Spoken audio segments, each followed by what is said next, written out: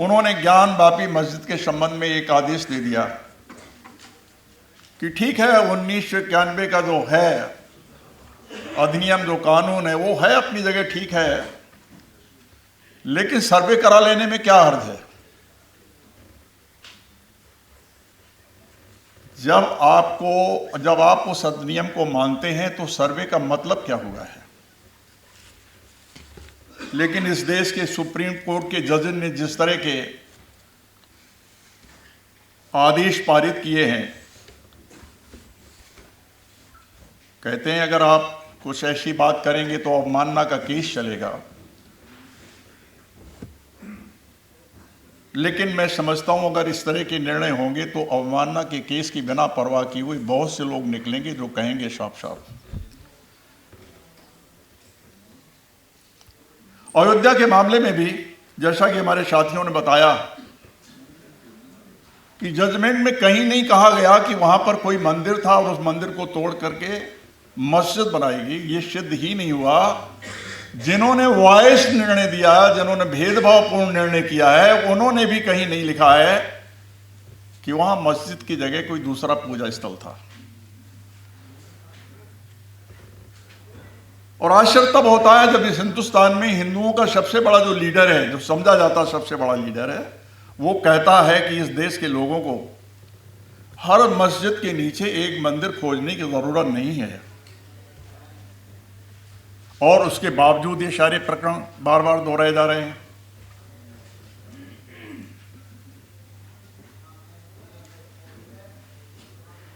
और एक नई श्रृंखला शुरू कर दी गई ज्ञानवापी के द्वारा। फिर बहराइच में एक मामला हो गया, फिर उसके बाद में मेरठ की तरफ शायद मुरादाबाद में एक मामला हो गया। बहराइच में कई लोगों का मर्डर भी हो गया। मुझे लगता है चाहे ये मामला हो चाहे बाकी दो और मामले, वक्फ बोर्ड का मामला हो या यूनिफॉर्म सिविल कोड का मामला हो, मुझे लगता है ये सब श्रृंखलाबद्ध एक के साथ एक जुड़े हुए हैं और सबकी मंशा एक है। मुझे जो लगता है, मैं बिना किसी हिचक के आप लोगों के सामने रखना चाहता हूं कि मुझे प्रतीत होता है इस देश के एक समुदाय को ये संदेश देने की कोशिश की जा रही है और वो संदेश ये है कि देखो ये सरकार है तो ये कोशिश कर रही है।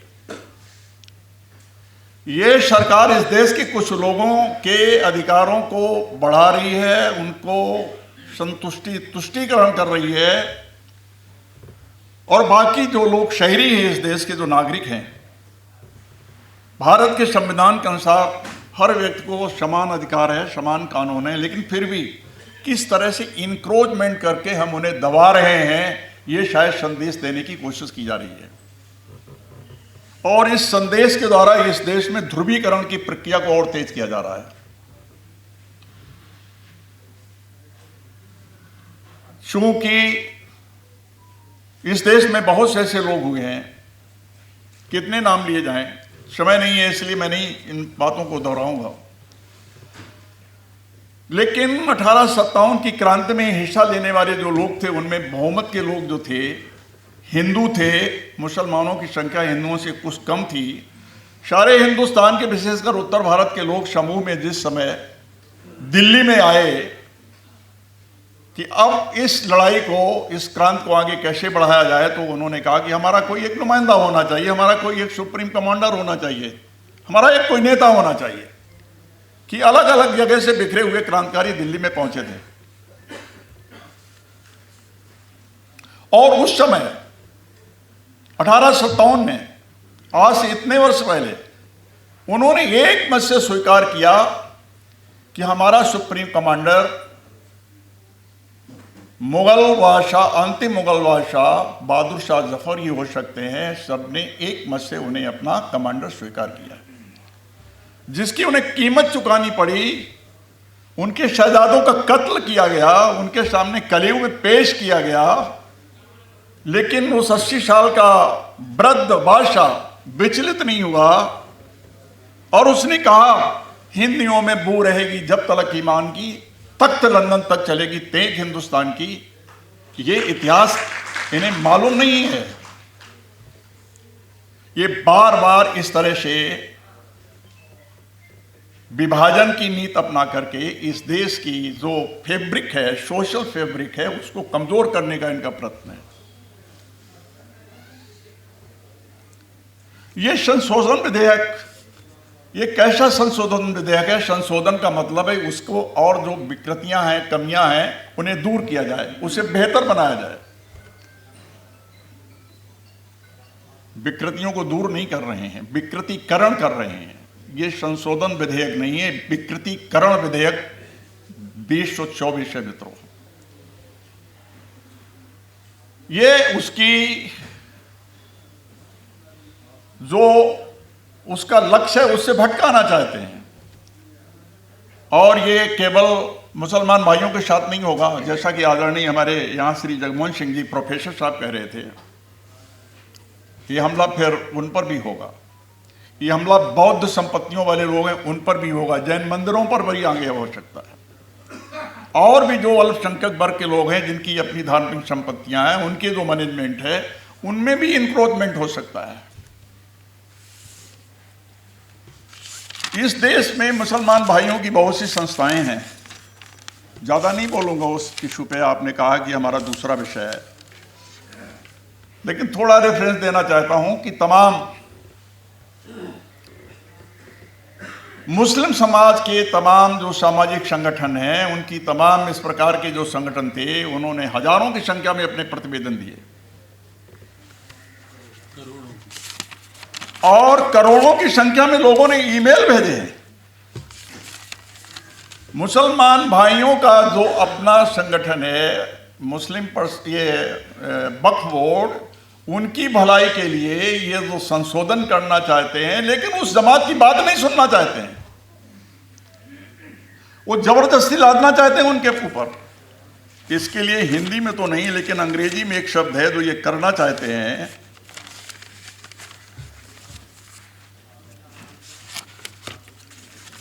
जो डिफाइन कर सकता है इनकी इस मनमर्जी को, असरपेशन। मुझे इतना ज्ञान नहीं अंग्रेजी का, अगर डॉक्टर मानी साहब होते तो उसे और बेहतर ढंग से समझा सकते थे। ये फ्लैग्रेंट कंटेम्प्ट है इनका, जबरदस्ती, मानो न मानो, लेकिन मैं तो इसे करूंगा, ये बेशर्मी से करूंगा। सारे समाज मालूम है, पूरे देश को मालूम है, राष्ट्रीय मीडिया को मालूम है, लेकिन वो खामोश है, क्योंकि तानाशाह जब कभी आता सबसे पहले मीडिया पे कब्जा करता है, धार्मिक उन्माद फैलाता है। तो मैंने कहा कि केवल यहीं तक ही सीमित नहीं रहेंगे, इनकी मंशा कुछ और है, और मंशा यही है कि संदेश दे रहे हैं कि देखिए हम आए हैं, हम इन्हें कैसे कुचल रहे हैं, इसलिए तुम एक हो जाओ और हमें इस सत्ता में बनाए रखो। इस देश के बहाबूदी के लिए नहीं, इस देश के समस्याओं के समाधान के लिए नहीं, इस देश के नौजवानों को रोजगार देने के लिए नहीं, इस देश से भ्रष्टाचार मिटाने के लिए नहीं, सत्ता में बरकरार रहने के लिए इनके प्रयत्न हैं।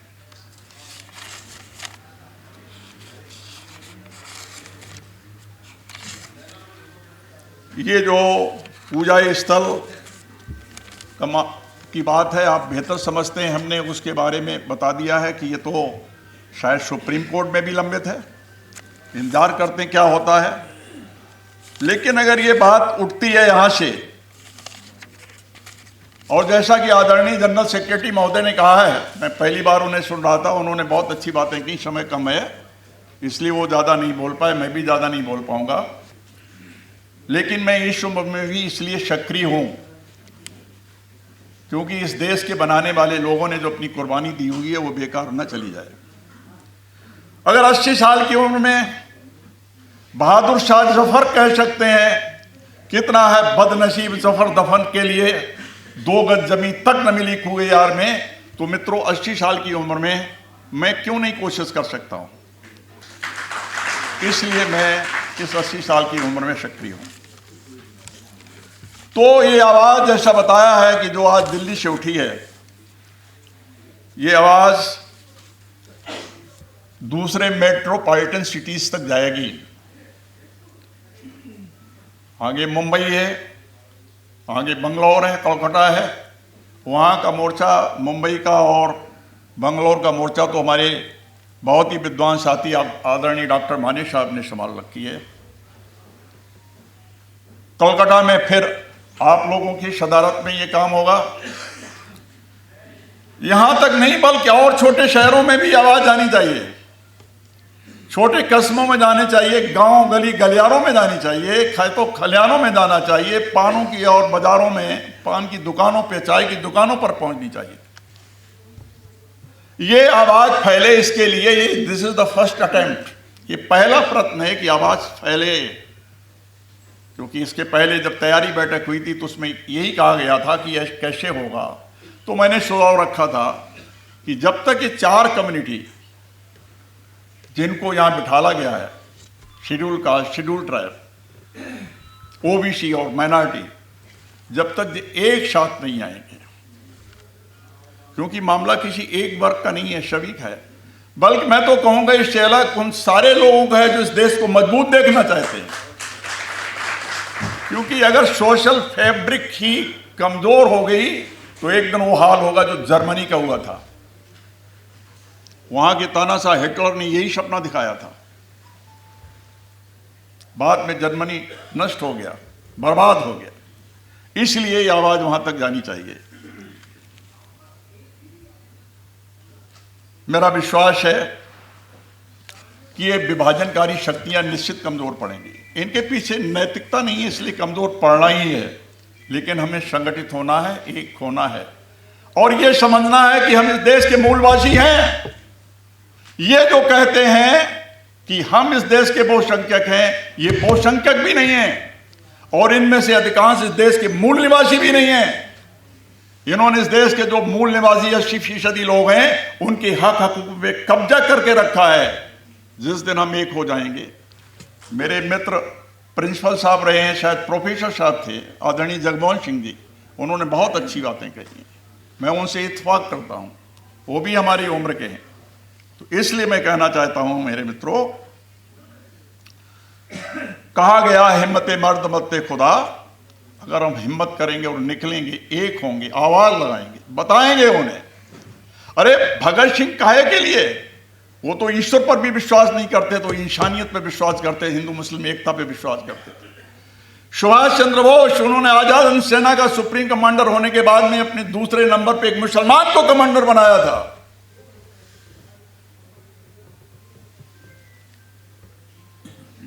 और कानपुर में तो एक 18 साल की अजीजन नाम की लड़की क्रांति के दौरान, वहां के हैं आदरणीय सुलेमान जी, राजसत्ताओं की क्रांति में घोड़े की नंगी पीठ पे सवार होकर के गलियों में चारों ओर उसने नबीपों को ललकारा था कि आज ये दुश्मन जा रहे हैं, इन्हें घेर लो। गंगा में गोली चली थी और गंगा का पानी सोने से लाल हो गया था। वो केवल 18 साल की मुसलमान लड़की थी। बेगम हजरत महल ने कहां कहां पर लड़ाई लड़ी थी अंग्रेजों से। आज भी वहां तमाम ऐसी इमारतें लखनऊ में जहां गोलियों के निशान हैं। जब ये कहा जाता है कि ये देश एक विशेष जमात का है, तो ये झूठ है, इतिहास को झुटलाने की बात है। ये देश सदैव सभी लोगों का, इस देश में जितने भी बाशिंदे हैं सभी का देश रहा है। सभी मातृभूमि के लड़ते लाल हैं और इनमें जो भी दूरी डालने वाले लोग हैं वो इस देश के दुश्मन हैं। इन असली दुश्मनों को पहचानना है, सबको एक साथ आना है। इन्हीं शब्दों के साथ मित्रों, मैंने अगर ज़्यादा समय ले लिया हो तो मैं आपसे माफ़ी चाहता हूँ। आप सभी को बहुत बहुत धन्यवाद, आपने मुझे ये समय दिया अपनी बात कहने का। पुनः एक बार बहुत बहुत धन्यवाद। इंकलाब जिंदाबाद।